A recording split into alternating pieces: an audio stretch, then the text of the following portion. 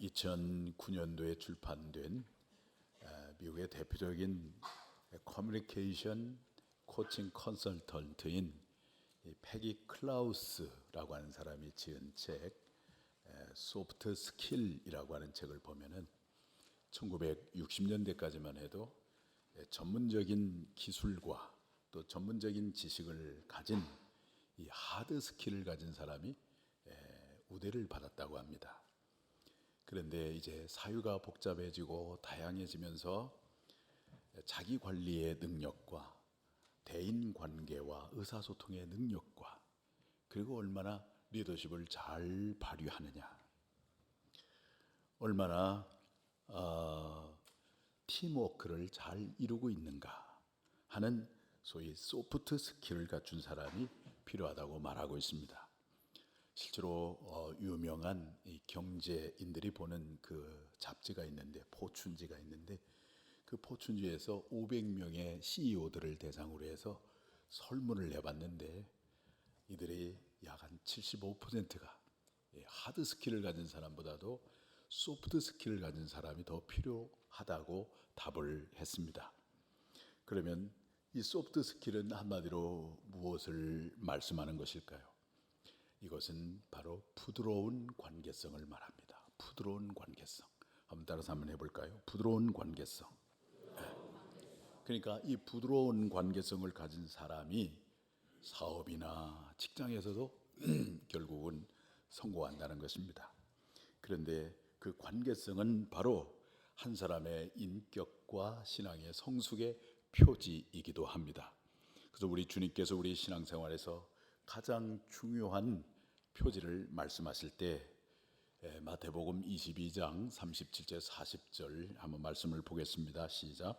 예수께서 이르시되 내 마음을 다하고 목숨을 다하고 뜻을 다하여 주 너의 하나님을 사랑하라 하셨으니 이것이 크고 첫째 되는 계명이요 둘째도 그와 같으니 내 이웃을 내 자신같이 사랑하라 하셨으니 이 두 계명이 온 율법과 선지자의 강령이니라. 하나님을 사랑하는 것과 이웃을 사랑하는 것, 이것이 온 율법과 선지자의 강령이니라. 강령이란 말은 근본적인 뜻이라는 말입니다. 성경이 이렇게 두꺼운 책이지만 이걸 한마디로 요약하라고 한다면 뭐에 대한 말씀이냐? 하나님과 사랑의 관계, 이웃과 사랑의 관계, 다시 말하면 관계에 대한 책이다 이 말이죠. 관계가 이렇게 중요하다는 것입니다. 그러므로 다른 것 다 잘하고 있을지라도 이 관계에서 실패하면은 죄송하지만 신앙생활 실패하는 것입니다. 또 다른 것 부족한 것이 있을지라도 여러분들이 이 관계에서 성공하고 있다면 신앙생활을 성공하고 있는 것입니다. 그런 까닭에 한 사람의 인격과 신앙의 성숙도는 바로 무엇을 보면 알 수 있냐면 관계를 보면 알 수 있습니다. 그 사람이 다른 사람과 어떤 관계를 맺고 있는가, 또 어떻게 관계를 하고 있는가, 이걸 보면 알 수가 있는 것입니다. 하나님의 부르심을 받은 아브라함은 하나님의 명령에 순종해서 약속의 땅 가나안 땅에 들어갔습니다. 가나안 땅에 가보니까 먹을 것이 없습니다. 견딜 수가 없어서 애굽을 생각하고 애굽을 롯과 함께, 조카 롯과 함께 들어갔습니다. 기근의 문제는 해결받았지만은 애굽에서 나올 때 이제 두 번째 문제가 생겼는데, 기근의 문제가 아니라 이제는 소유 때문에 다툼의 문제가 생겼습니다. 소유가 많아지니까, 소유가 없을 때는 그저 가난하고 나그네였을 때는 그저 서로 돕고 사는 관계였는데, 물질이 많아지니까, 소유가 많아지니까 서로 다툼이 생긴 것입니다. 이것이 아브라함이 겪었던 두 번째 문제였는데 바로 관계로 인하여 발생한 문제였습니다. 우리는 인생을 행복하고 불행하게 하는 것이 어떤 환경이나 조건에 있다고 생각할 때가 있습니다. 환경이 좋으면 행복하고 환경이 나쁘면 불행할 것이라고 생각을 합니다. 그러나 가만히 생각을 해보면 우리 인생의 행복과 불행의 대부분은 환경과 조건이 아니라 관계에서 오는 것임을 알 수가 있습니다. 여러분들의 불행했던 때를 생각을 해보십시오. 우리 인생을 불행하게 만든 대부분은 관계의 깨어짐과 헤어짐의 사건들입니다. 부모님이나 또 배우자, 가까운 가족의 죽음이 우리의 마음을 슬프게 하고 불행하게 만든 때였을 것입니다. 또 이웃에게 오해를 받고 있을 때, 이웃과 불화하며 지낼 때, 그런 때가 인생이 어둡고 슬프며 불행했던 때였을 것입니다. 그러나 반대로 여러분들의 행복했던 때를 생각을 해보세요. 부모님의 사랑을 받고 또 가족의 사랑을 받고 배우자와 만남의 그 시간이 참으로 행복했었을 것입니다. 그리고 이웃과 사랑을 주고받으며 지낼 때, 그럴 때 인생이 밝고 기쁘고 행복했던 때였을 것입니다. 삶의 행복과 불행이 어디에 달려 있느냐? 바로 관계에 달려 있는 것입니다. 신앙생활도 하나님과 관계로 시작이 됩니다. 그리고 성도와의 관계로 이어집니다. 하나님과의 관계가 반듯할 때 신앙생활이 행복하고요. 또 성도님들과 관계가 아름다울 때 여러분의 교회 생활이 행복합니다. 신앙생활이나 교회 생활이 만약에 행복하지 않다면 관계에 문제가 있습니다. 관계 문제를 점검해 봐야 합니다. 오늘 본문을 보시면 아브라함이 그 관계 문제를 만났습니다. 그의 삶 가운데 하마터면 조카와 관계가 깨어짐으로 마음의 상처를 안고 불행해질 수밖에 없는 위기였습니다. 그렇지만 아브라함은 관계의 문제를 잘 해결함으로 화평한 관계를 잃어버리지 않았습니다. 그리고 그의 인생도 성공한 인생이 되었습니다. 오늘 본문에 나오는 이 아브라함의 태도를 통해서 오늘 우리도 관계 문제를 해결함으로 화평의 복을 누리는 여러분 모두가 되기를 축복합니다. 어떻게 관계 문제를 해결할 수가 있을까요? 첫째는 싸우지 않겠다는 결단입니다. 따라서 한번 해볼까요? 싸우지 않겠다는 결단입니다. 8절 말씀을 한번 보겠습니다. 시작. 우리는 한 친족이라 나나 너나 내 목자나 서로 다투게 하지 말라. 아브라함은 롯과 싸우지 않겠다라고 결심을 합니다. 우리 인생을 살면서 나는 어떤 경우에도 누구와도 불화하지 않겠다, 이렇게 결단하는 것입니다. 이 관계의 원칙을 세우는 것입니다. 누군가가 나를 부당하게 대하고 또 오해를 받을 때가 있습니다. 누군가로부터 근거 없는 비난을 받을 때가 있습니다. 그렇지만 그때에도 나는 불화하지 않겠다, 이렇게 결단하는 거예요. 시간이 지나면 사실이 아닌 것은 드러날 것입니다. 그러나 드러나지 않을지라도 불꽃 같은 눈으로 나를 지켜보시는 하나님이 아시기 때문에, 하나님이 마침내 공의로 심판하시길 것을 믿기 때문에 그걸 다 하나님께 맡기는 거예요. 중요한 것은 불화하지 않기로 결심하며 살아갈 때 사람들에게는 잠시 휘둘릴지 몰라도 하나님은 마침내 그를 보장해 주시고 또 존귀하게 해 주신다고 하는 것입니다. 사울의 군대 장관으로서 블레셋의 골리앗을 물리친 까닭에 그 시기심이 발동한 사울 왕에게 죽음의 위협을 당하여 광야로 쫓겨 살아가는 다윗, 그에게는 너무도 많은 죽음의 그 위기를 만났습니다. 사무엘상을 읽어보니까 무려 사울이 다윗을 6번이나 죽이려고 했어요. 기회만 있으면 사울이 다윗을 죽이려고 했습니다. 한 번은 다윗을 이렇게 유혹을 합니다. 내 딸 미갈을 줄 테니까 대신에 네가 저 블레셋 적진에 들어가서 블레셋 군인들 100명을 죽여서 그 증거품으로 포피 100개를 가져와라. 그래요. 다윗을 죽이려고 하는 거죠. 그렇지만 다윗이 이 적진에 갔는데 하나님이 도와주셔서 200명을 죽이고 200명의 포피를 배워왔어요. 다윗이 이렇게 승리하고 돌아오니까 단창을 가지고 승리하고 돌아온 다윗을 치는 거예요. 근데 다윗이 그것을 피하자 이제 군사를 집으로 보내가지고 또 다윗을 죽이려고 합니다. 하지만 그의 부인 미갈의 그 기지로 다윗이 밤에 몰래 도망쳐서 생명을 보존할 수가 있었습니다. 그 외에도 여러 차례 다윗은 사울에게 죽음의 위협을 당하였습니다. 그런데 이런 사울과는 달리 다윗은 자신을 죽이려고 하는 사울의 추격을 피해 도망치면서도 사울을 죽일 수 있는 여러 번의 기회를 가지고 있었지만 그 죽일 수 있는 기회를 사용하지 않았습니다. 엔게디 동굴에서 사울이 비무장 상태로 옷을 내리고 용변을 보고 있어요. 그건 절호의 찬스입니다. 그런데도 다윗이 죽이지 않았습니다. 또 10 광야에서 사울이 잠을 자고 있는 모습을 봤는데도 그때도 다윗이 죽이지 않았어요. 다윗의 부하들이 다윗에게 말합니다.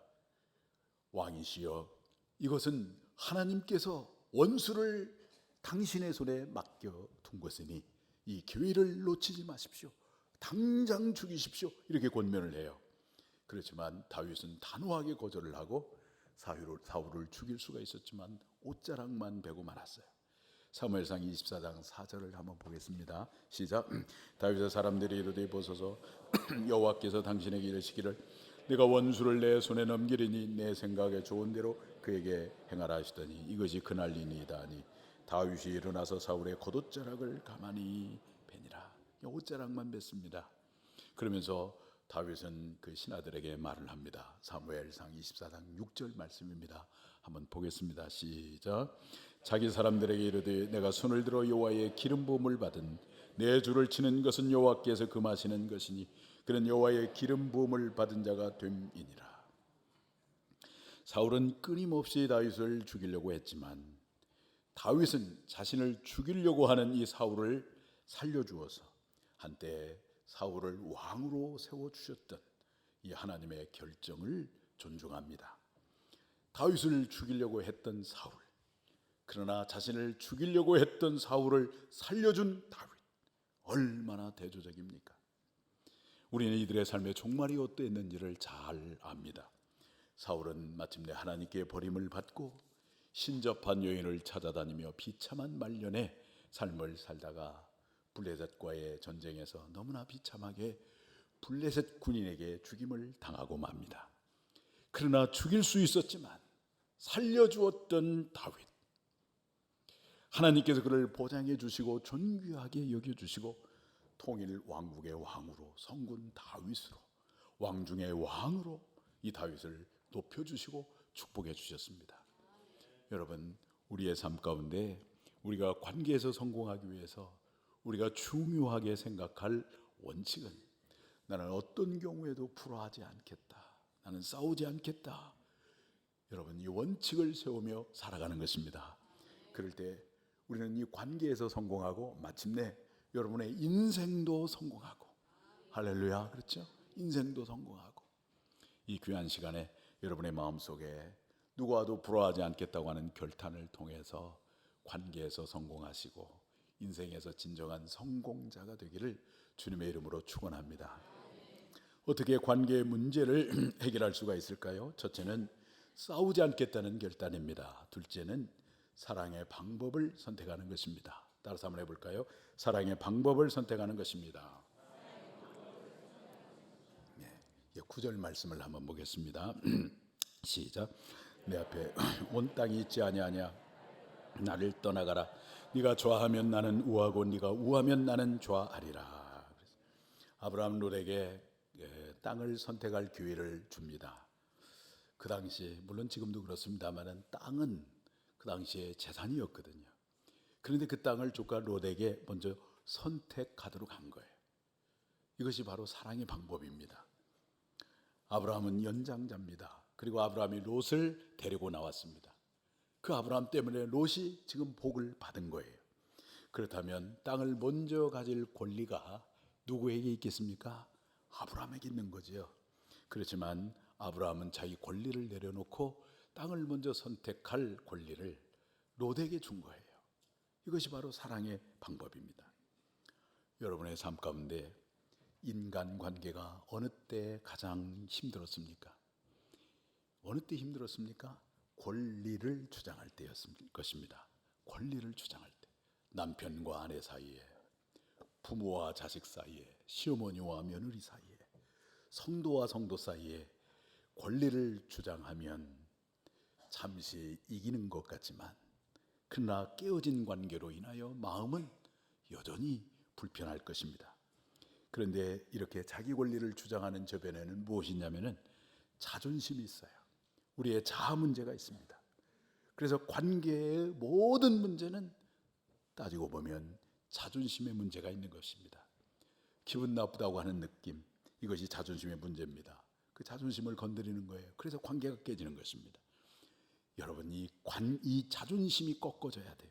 자존심이 무너지지 아니하면은 언제나 우리는 불화할 수밖에 없는 위험을 가지고 살아갑니다. 부부 사이에서도 다투는 것이 무슨 가정의 사명 가지고 다투지 않습니다. 왜 말을 똑바로 하지 않느냐? 남편 알기를 우습게 한다. 왜 아내를 무시하느냐? 이런 것들입니다. 아주 사소한 문제예요. 감정의 문제입니다. 그리고 그 문제의 중심에는 뭐가 있냐면 자아가 결부되어 있습니다. 교회의 갈등도 마찬가지죠. 교회의 큰 사명 때문에 뭐 갈등하는 게 아닙니다. 나를 무시한다고 하는 느낌, 사랑을 받지 못한다고 하는 그 느낌 때문에 괜히 마음이 속이 상하고 그래서 관계가 어려워지는 것입니다. 그래서 진정한 사랑은 자기의 권리를 주장하지 않는 것입니다. 이것이 하나님께서 우리에게 주신 사랑의 모습입니다. 하나님은 우리에게 조건을 제시하지 않습니다. 여러분을 사랑하는데 무슨 조건을 보고 사랑합니까? 무조건적으로 우리를 사랑합니다. 하나님은 죄인된 우리를 사랑하십니다. 결코 사랑받을 수 없는데 하나님은 나를 사랑하십니다. 그 하나님의 사랑이 나를 살린 거잖아요. 사랑하는 여러분, 관계의 갈등이 있을 때 바로 그 하나님의 사랑을 생각하면서 우리의 자존심을 내려놓으시고 권리를 내려놓고 사랑의 방법을 선택함으로 아브라함처럼 관계에서 승리하는 여러분 모두가 되기를 주의 이름으로 축복합니다. 관계 문제를 만났을 때 해결할 수 있는 것이 무엇일까요? 첫째는 싸우지 않겠다는 결단입니다. 둘째는 사랑의 방법을 선택하는 것입니다. 셋째는 용납하는 것입니다. 한번 따라서 해볼까요? 용납하는 것입니다. 9절 말씀을 한번 더 보겠어요. 시작. 네가 좌하면 나는 우하고 네가 우하면 나는 좌하리라. 아브라함이 이렇게 얘기했어요. 이렇게 얘기했다고 해서 뒤돌아보지도 않고 그냥 요단 동편 땅을 다 차지해버렸어요. 누가? 조카 롯이. 무례한 행동이지요. 그렇죠? 그렇지만 오늘 우리에게 도전하고 있는 것은 그럼에도 불구하고 아브라함은 그 무례한 조카의 그 태도를 그냥 용납했다는 거예요. 용납했다는 것입니다. 우리의 마음속에 언제 인간관계에서 행복하냐면요, 용서할 때 행복합니다. 용납할 때 행복합니다. 그러나 용서하지 못하는 마음은 인간관계를 깨트리는 함정입니다. 결국 그것이 우리를 불행하게 만들고 마음과 육신의 병을 갖게 합니다. 부부 사이에서도 불화의 문제를 계속 안고 살아가는 사람은 과거의 어떤 문제를 용서하지 않고 있기 때문에 그렇습니다. 어떤 과거에 이미 지나간 것인데 그걸 용서하지 않고 있는 이것을 계속해서 가지고 있다가 이것이 지금 부딪히는 어떤 일과 결부되면서 이제 폭발하는 거예요. 그래서 관계가 더 악화되는 것입니다. 그래서 불화가 있을 때 여러분의 내면 속에 자리 잡고 있는 용서하지 못하는 것이 있다면 그걸 빨리 찾아내야 돼요. 그리고 용서함으로 깨끗하게 해결을 받아야 됩니다. 부부 사이, 부모와 자식 사이, 친구 사이, 또 교회 성도와 성도 사이에 그렇습니다. 그 용서하는 삶 가운데 우리의 삶이 비로소 아름다워지고 풍성해지는 것이거든요.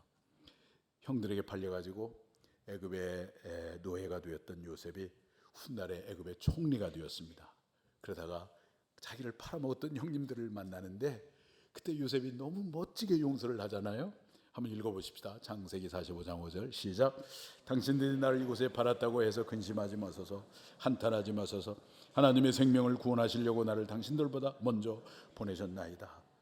22년 전에 자기 형님들이 자기를 죽이려고 했어요.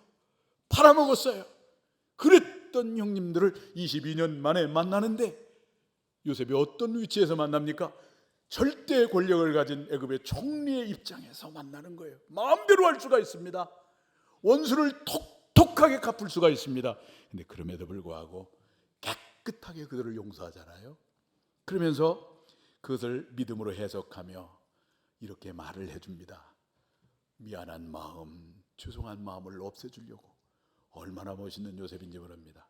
창세기 45장 7절 말씀 한번 읽어보세요. 시작.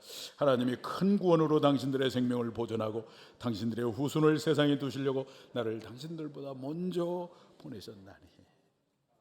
당신이 나를 팔아먹은 게 아니라 큰 후손을 하나님이 두시려고 하나님이 나를 먼저 보냈다고 이 하나님의 관점에서 믿음으로 해석하면서 그렇게 고백을 해요.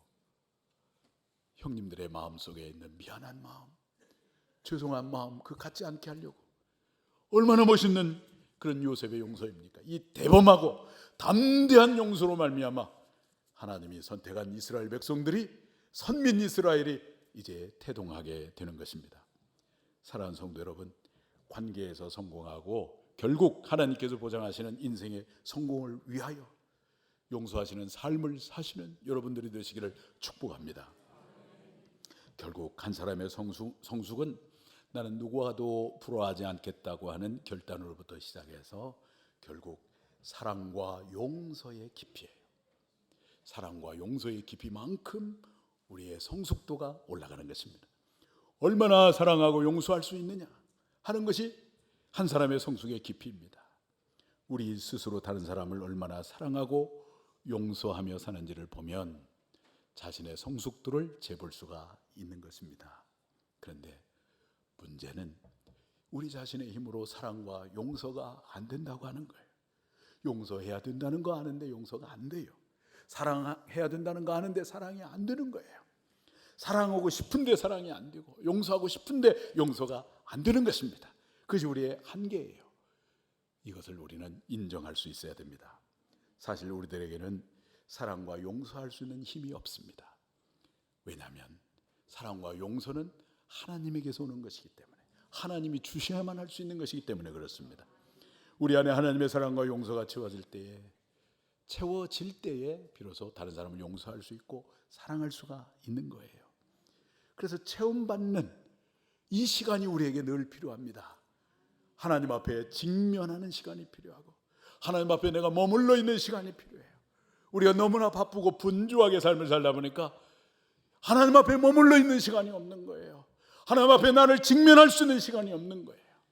그러다 보니까 우리의 말이 자꾸만 해프고 경박스럽기도 하고 그래 나도 모르게 사랑한다고 하는 표현이 남편에게 아내에게 상처를 줄 때가 얼마나 많이 있습니까? 직면하는 시간이 없어서 그러거든요. 유명한 영성가 헨리 나우에는 하나님 앞에 이 직면하는 시간을 고독이라고 하는 말로 이렇게 말씀을 했는데 그분은 외로움과 고독을 이렇게 말했습니다. 한번 읽어보시겠습니다. 시작. 외로움은 공동체를 파괴하는 것이지만 고독은 공동체를 건설하는 것이다. 외로움이나 고독이나 겉으로 볼 때는 다 똑같아 보이거든요. 그런데 내면 속에는 엄청난 질적 차이가 있어요. 외로움은 혼자 있음에 쓸쓸하며 나 너무 외롭다, 나 너무 쓸쓸하다, 그러니까 나를 좀 도와줘. 그게 외로움이에요. 공동체를 파괴하는 거예요. 근데 고독은 공동체를 건설하는 것인데 고독이 무엇이길래 공동체를 건설할 수가 있겠습니까? 고독은 하나님 앞에서 하나님과 함께하는 시간이에요. 할렐루야. 하나님 앞에서 하나님과 함께하는 시간, 하나님 앞에 머물러 있는 시간, 그 거룩하신 하나님, 빛 되신 하나님 앞에서 머물러 있다 보니까, 머물러 있는 시간이 깊어지다 보니까 내 속에 감춰진 어둠이 보이기 시작합니다. 나의 허물이 보이기 시작합니다. 나의 연약함이 보이기 시작합니다. 내가 진토인 것을 깨닫게 됩니다. 하나님, 나는 아무것도 아니군요.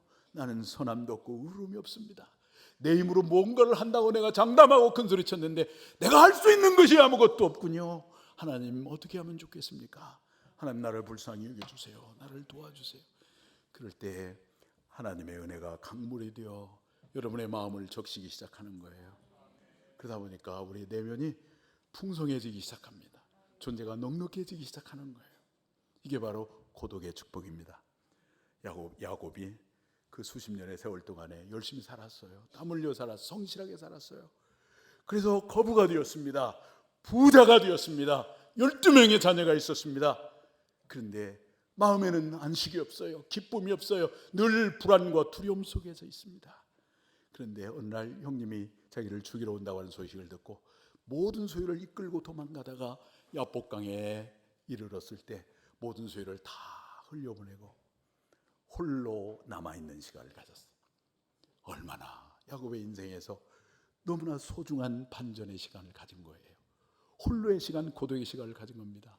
그때 하나님의 사자가 찾아와서 씨름을 하다가 아주 중요한 질문을 합니다.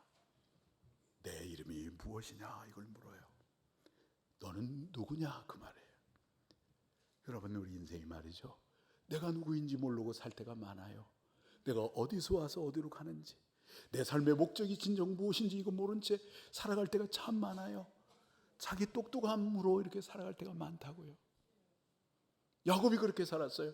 그런데 그 홀로의 시간에, 고독의 시간에 하나님이 묻는 거예요. 너는 누구냐? 내 이름이 무엇이냐? 그때 야곱이 대답합니다. 제가 야곱입니다. 야곱이 자기 자신이 야곱인 걸 그때 알았어요. 야곱이라고 하는 말은 붙잡았다는 말이거든. 내가 하나님을 믿는다고 했지만 내 신념을 붙들고 살았고, 내 고집을 붙들고 살았고, 내 이 자존심 자아를 붙들고 살았습니다.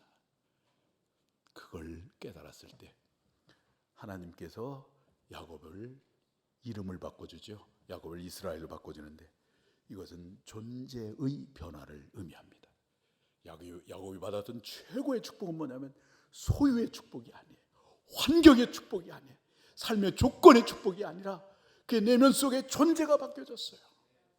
하나님의 사람으로 바뀌어졌어요. 여러분, 이것이 최고의 축복입니다. 이제는 두려움이 없어졌어요. 근심이 없어졌어요. 형이 나를 죽인다고 해도 나는 아예 못해. 괜찮아요. 저는 문제가 되지 않아요. 모든 두려움에서 벗어났어요. 존재가 바뀌어졌어요. 고독의 시간에 찾아오신 하나님을 만났기 때문입니다. 베드로가 열심히 그물을 내면서 고기를 잡고 있는데 그 갈릴리 바닷가에 고기잡이 선수거든요. 그런데 한 마리도 잡히지 않아요. 그 한계에 빠져 있을 때 예수님이 뚜벅뚜벅 걸어오시더니 그 베드로에게 말을 합니다. 깊은 데로 가서 그물을 내려라. 기가 막힌 말이죠. 예수님은 목수이고 베드로는 고기잡이 어부인데, 선수인데 어떻게 그 말을 수용할 수가 있겠습니까? 그런데 한계에 부딪히니까 겸손해졌어요. 예수님의 말씀이 들렸습니다. 그래서 깊은 데로 가서 그물을 내렸더니 기적이 일어났어요. 그물이 찢어질 만큼 고기가 많이 잡혔습니다. 이 놀라운 사건을 통해서 베드로가 자기 자신을 깨달았어요. 자기에게 명령하신 예수님이 목수가 아니라 주님이라고 하는 사실을 깨닫고, 주님 앞에 나는 주님을 감당할 수 없는 죄인인 사실을 깨닫고, 주여 나를 떠나소서, 나는 죄인입니다. 거룩하신 하나님 앞에서 자기를 발견한 거예요. 내가 죄인인 것을 깨달은 거예요. 그럴 때 예수님이 그 베드로를 부르십니다. 발로음이 나를 따라오너라. 내가 너로 사람을 낚는 어부가 되게 하리라. 고독의 시간에 주님을 만남으로 베드로는 사람을 낚는 어부가 되었어요. 사도 중에 사도가 되었어요. 여러분, 하나님의 사랑과 용서가 여러분 한 분 한 분의 마음에 채워지는 그러한 시간을 갖게 되는 여러분들이 되시기를 바랍니다. 그런 시간들을 통해서 하나님의 사랑이, 하나님의 그 용서가 강물이 되어 여러분의 마음을 적실 때 그 사랑이 여러분을 통해서 흘러가고, 용서가 흘러가고, 용서할 수 없는 사람을 용서하게 되고, 사랑할 수 없는 사람을 사랑하게 되므로 관계가 회복이 되어지고, 그래서 관계에서 성공하게 됩니다. 중요한 것은 관계에서 성공하면 인생도 성공하게 된다는 거예요. 아브라함이 모든 걸 다 잃어버렸어요. 관계에서 성공하기 위해서. 아브라함은 롯과 달리, 롯은 보이는 이 물질적 가치를 더 중요하게 생각하고 먼저 모든 걸 다 선택을 했지만, 아브라함은 보이지 않는 이 무형적 가치, 이 관계를 더 중요하게 생각한 까닭에 모든 걸 다 양보를 했습니다. 빈털터리가 되었습니다. 그런데 그때에 하나님이 찾아오셨어요. 아브라함아, 눈을 들어 동서남북을 바라보라. 내 보이는 모든 것을 너에게 주겠노라. 아브라함 최고의 축복을 받았습니다. 믿음의 조상이 되었고 복의 근원이 되었습니다. 용서했던 다윗 축복을 받았어요. 용서했던 요셉 축복을 받았어요. 여러분, 관계에서 성공하면 화평의 복을 누리지만 무엇보다도 여러분 인생의 성공의 복을 받게 되는 거예요. 마음의 결심을 하시기 바랍니다. 나는 어떤 교회는 불화하지 않겠다. 나는 권리를 내려놓고 사랑의 방법을 선택하겠다. 용서하는 삶을 살겠다. 이렇게 결심하셔서 관계에서 성공하심으로 여러분 인생 전체가 성공하는 삶이 되기를 주님의 이름으로 축복합니다.